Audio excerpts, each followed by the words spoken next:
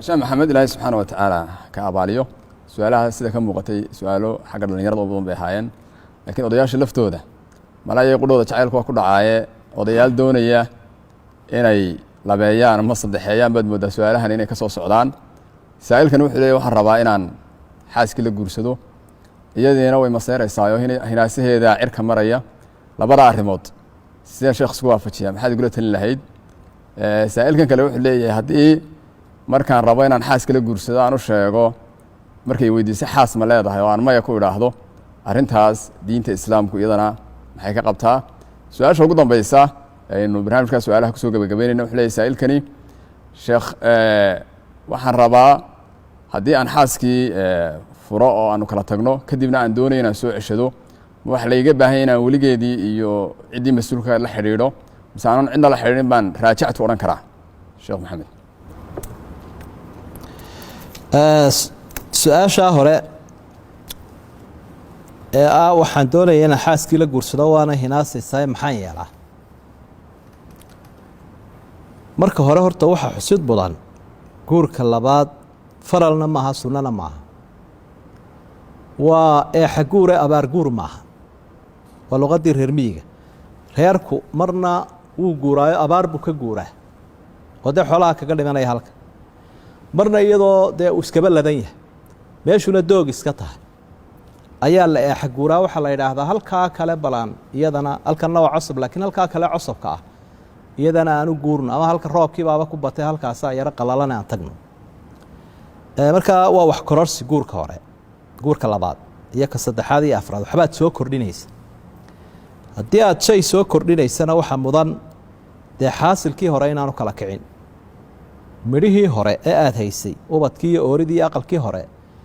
inaanu xumaanin baa muhiima sidaa daraaddeed baa ilaahay subxaana wa tacaala markuu qur'aanka arrintan ka warramayo shardi buu ku xidhay shardigaasoo ah cadaalad haddii aad ka cabsataan inaad cadaalad samaysaan middiinna uun ku egaada fain khiftum an laa tacdiluu fawaaxida meeshii haddii cabsi ay timaaddo mid keliya ku gaabsada muxuu qof ka cabsanayaa inuu cadaalad samayn kari waayo maalan qofku naftiisa beenuma sheego marka run ahaan loogu tago ee wuu og yahay wuxuu yahay caatifadiisa dhaqaalihiisa dabeecaddiisa waxoo dhan wuu yaqaanaa marka kolka hore uu ismiisaamayaayo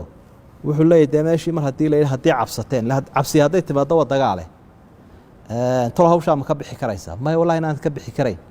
nin musaalima baa tahay oo xasaradaha iyo waxaa kari karayn dee haddaba iska daa sidaasaa horta ay tahay in loo fahmo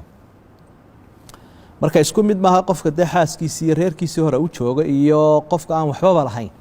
isku mid maaha marka waa in lagu xisaabtamaayo sidaa qur-aanku ina barayo inuu qofkani labadii reer isku wadayo kii hore aanu burburayn oonu xumaanayn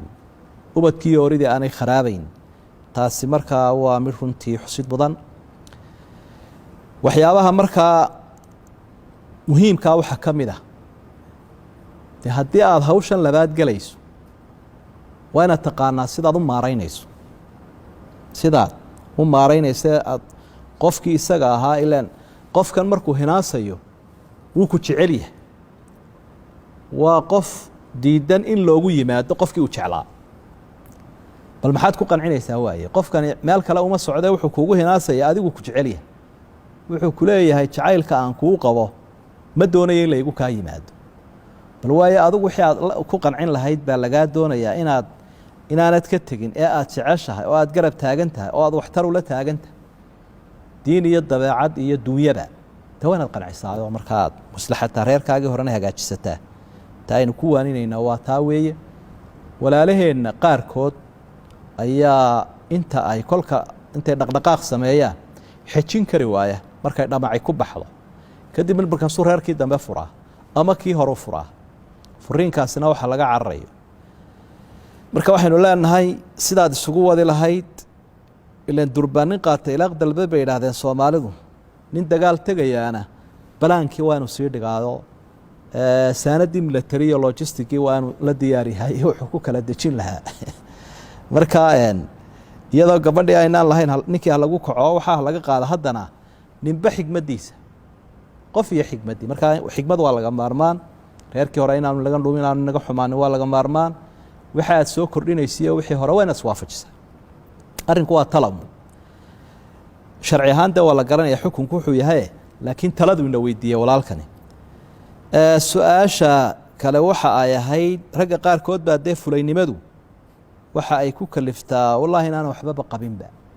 waxbaba malihiba